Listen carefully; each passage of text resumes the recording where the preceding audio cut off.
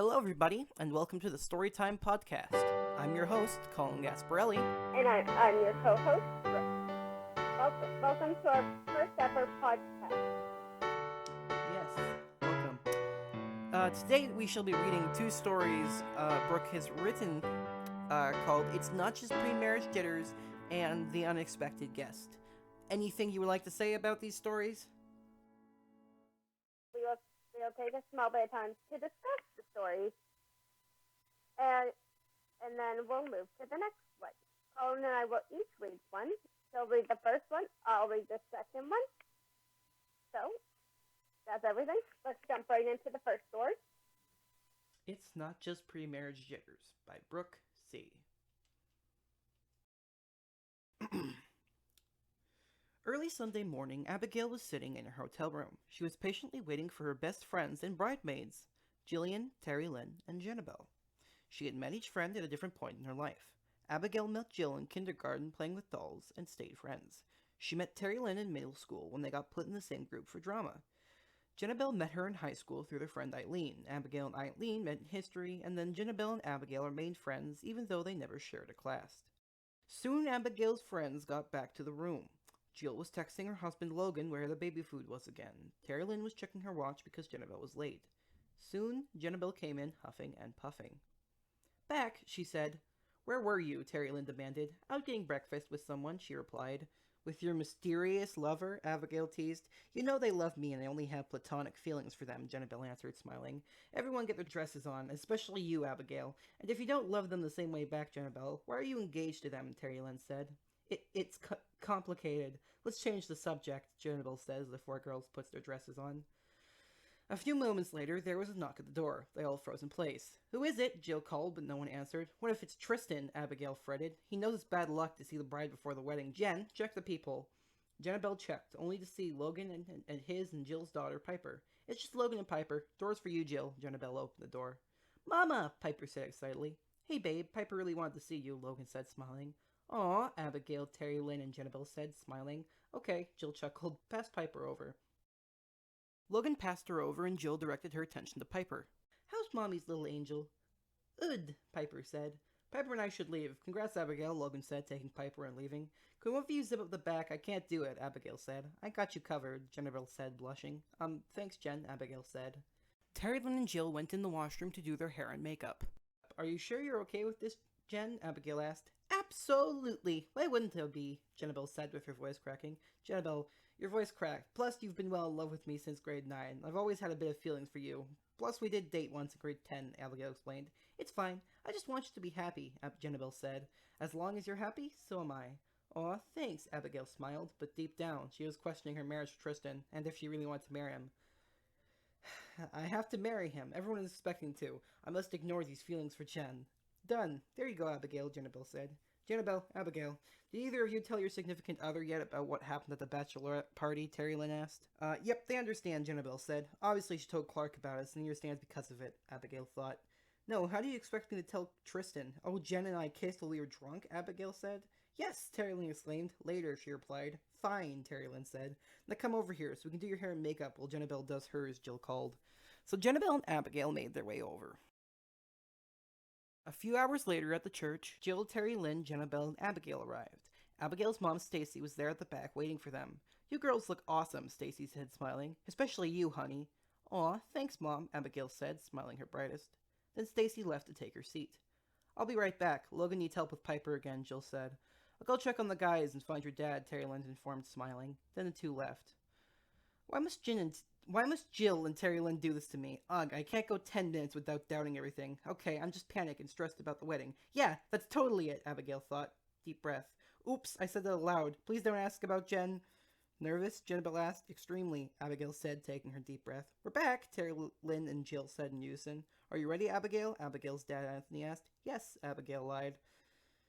Before she knew it, her dad was walking her down the aisle. "No going back now," Abigail thought to herself. Throughout the whole ceremony, Abigail was convincing herself to marry Tristan. Jennabelle was mostly happy in her mysterious relationship, and this has been one of her biggest dreams since when she was little. Marry a handsome and kind man. "Tristan Jones, do you take Abigail Williams to be your wife through sickness and health?" the priest asked Tristan. I do, Tristan said. I can't do this. I'm in love with Jen and Jen knows it and not to ruin the wedding because of it. Shoot, Abigail thought, super panicked. Abigail Williams, do you take Tristan Jones to be your husband through sickness and in health? The priest asked Abigail. Please, no one be mad, Abigail thought. I don't, Abigail said. I can't marry you, Tristan. What do you mean you can't marry me, Abigail? Tristan asked. I'm in love with someone else, Abigail admitted. You're kidding, right? Tristan asked. She simply shook her head. I'm in love with Jennabelle, Abigail said. All eyes turned to her. Now Jennabelle didn't like all eyes on her, plus feeling like she ruined the wedding, so she just hid behind her bridesmaid bouquet. Abigail walked over to her. Are you okay, Jen? You just ruined your own wedding, Jennabelle stammered. I know, and I'm doing what you're telling me, what you always tell me. Follow my heart. I thought I was, but I wasn't. I was doing what I thought was right, not what felt right, and this feels right, Abigail said, kissing Jennabelle on the lips. Jennabelle kissed back. Wait, so no one's getting married? Terry Lynn said, confused. Jen and I can get married, Abigail suggested. But we don't have rings, and what about who I'm with? I mean, they know about it, but, Jennabelle said. Clark walked on stage. I knew this would happen. Here's my ring, girls. Plus, I may love you, Jennabelle, but you two are made for each other. Use my ring and her ring, Clark said, pointing to the ring Jennabelle was wearing. So? Abigail asked. Let's get married. Anyone who doesn't want to be here, feel free to leave now, Jennabelle said. The two of them got married and had a wonderful life until they discovered they were both expecting and their ex-lovers were the fathers. The end. My, what an interesting story. Anything you want to say about that one, Brooke? I think we can all agree it has a very strong message of what Jennabelle likes to say. Do what feels right, not what you think it is right. Because that can be two different things. You can think it's right to do something, but is it really what's right? Plus, when you do what you feel right, it's like you're listening to your gut. And you know how important listening to your gut is, Colin. Anyways, a very interesting story. Surely one of your best that I have read thus far. Now, we move on to our second installment, The Unexpected Guest. So let's jump right into this story. One day, Quincy Armstrong was sitting at his desk. He was a famous writer and was planning on writing another best-selling story. He had been trying to come up with a story concept all week. On this day in particular, he was having major writer's block. Around noon, his husband Earl Harmon arrived at home for lunch, so Quincy decided to take a break from trying to brainstorm and went to greet Earl. Hello, my little sweetheart, Quincy said while sneaking up behind Earl and hugged him. Earl turned around and Quincy bent down to kiss him. Hey, my sweet coffee bean, Earl greeted. I came to have lunch with you since you came home, Quincy said. If there's time, we can have dessert, Earl smirked. I love the way you think, Quincy answered, and they both chuckled. I'm thinking, let's make some grilled cheese and soup. Simple and delicious, Earl licked his lips. The two kissed again and got to work. After they finished eating, they were resting on the couch with the TV on. Earl had 5 minutes before he had to return to work.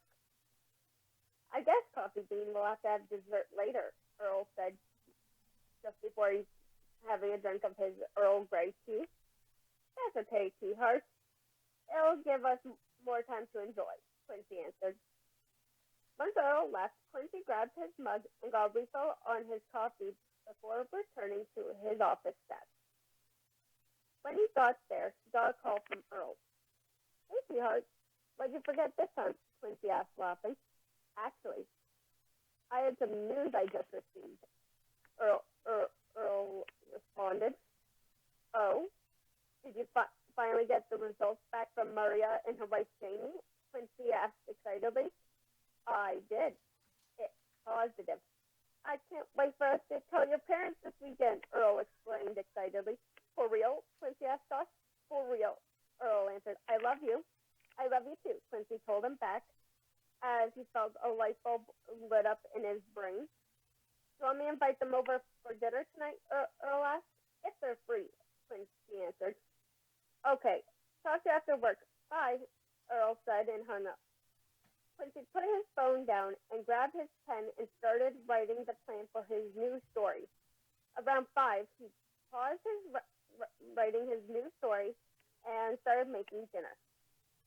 He heard his phone make a bell sound. He hurried over to his phone and picked it up. It was from Earl saying the girls were coming for dinner. Quincy smiled happily. He was excited. It was always fun when Earl's sister Maria came over with her wife Jamie. He made extra so Earl could take them for work the next day. Around 6 o'clock, Earl, Maria, and Jamie all arrived. The four sat in the living room celebrating and talking until the doorbell rang. Did you invite anyone else? Earl asked me. Only my parents for this weekend, Quincy replied. He stood up and walked to the front door and opened it. There stood Earl and Maria's mom. No, Earl complained and tried to shrink into the couch. Mom, what are you doing here? Maria asked. You told me you were going to Earl for dinner earlier when I video called you earlier, and I saw you had a pregnancy test tucked behind your ear, so I assumed you were pregnant and didn't tell me because you wanted to tell your sinful brother first. So I came here to be part of this, Mrs. Harmon explained. Please go home, Mom. It's not mine. It's Jamie's, and she's carrying it for Earl and Quincy, Maria complained. What? Yes, clearly outraged. Mrs. Harmon, Earl and I said we were looking for a surrogate last month at the family reunion, Quincy told her. You two can't do that. It's immoral. I don't want my first grandkid to be born under those circumstances, she explained. Well, what do you want us to do then, Mrs. Harmon? Patronize Earl and me for our unholy marriage, and then when we discuss kids, please either accept us or leave, Princess pleaded. That's it. Earl, pack a bag. I'm calling the church to send you to a camp to save you. Why can't you be normal like your sister? At least she can still find a husband and give us grandbabies like a normal person, Mrs. Harmon yelled. Well, when Earl's phone started ringing, Earl pulled it out and looked at the caller.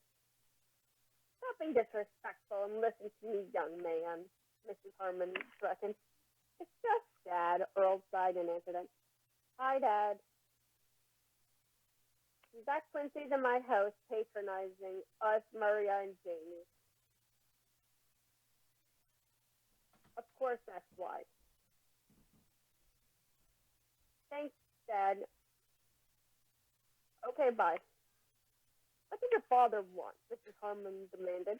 He wanted to know where you were, Earl responded, eerily calm. Mom, can you just leave? You aren't welcome here, Maria pleaded. Not without Earl, Mrs. Harmon retorted, and grabbed Earl's wrist and attempted to drag him out by squeezing his wrist. Mom, ow, that hurts, Earl exclaimed as there was a knock at the door. Now who's here? Quincy exclaimed, getting infuriated. He opened the door. He was given a note by the officers at the door, which read, Earl Harmon's father, Jerry Harmon, told us to help get his psycho wife out of your house with Earl's consent. Act natural. Oh, hello, officers. How can I assist you tonight? Quincy asked pleasantly and smiling. Good evening, sir. We received a call about a noise complaint about a screaming lady, one officer said, winking at him. I think that'd be my mother-in-law. Come right in, Quincy invited. Within the next 10 minutes, the police officers had Mrs. Harmon in handcuffs and in the backseat of their police car. They were now simply chatting with both couples. I demand you let me go. I have rights, Mrs. Harmon protested. One officer slammed the door in her face, enraging her more. You all need anything else? The other officer asked. $1 million, Maria joked, making them laugh. Very funny. See you kids soon, the officer said, and they left. I'm so glad Dad is a retired cop and can just help with situations like that with Mom, Earl said thankfully. I'm surprised they haven't divorced yet, Jamie finally spoke up. We can't because of the Catholic Church doesn't believe in divorce, and they're tight Christians, especially our mother babe, Maria told her. Shall we go back in? Dinner will be ready in a few minutes, Quincy asked. Then you can show us what you have written so far for that story idea you came up with this afternoon, Earl suggested. Great idea, Quincy agreed, and the two couples happily walked inside and got ready for a nice supper without having to worry about another interruption. Wow. What an... I don't really know what to say to that. I just hate that there are actual people like that in the world. Right? Karens, am I wrong? They're like something else. Some people are people. They are the way they are. Yeah. Nobody knows why. Oh yeah, the idea to make Miss Harmon Karen like that was basically based off all the entitled parents and entitled people stories I have heard from Reddit. Ah. That is a gold mine for it. Just all you have to do is go on Reddit and look up r/entitled people, r/entitled parents. Oh boy. That makes a lot of sense. Entitled. So have you ever had an experience like that before? Thankfully, I've not dealt with any parents or family members like that, but I used to work at a fast food chain, and I dealt with a couple people who are fairly entitled, and there's definitely something else. I can imagine how awful that must have been. Oh yeah. Thankfully, I was able to get the manager on shift before they asked for them, which definitely helped out. So that was nice, treating them to the chase of, let me talk to your manager. Although I did deal with someone asked for the manager towards me.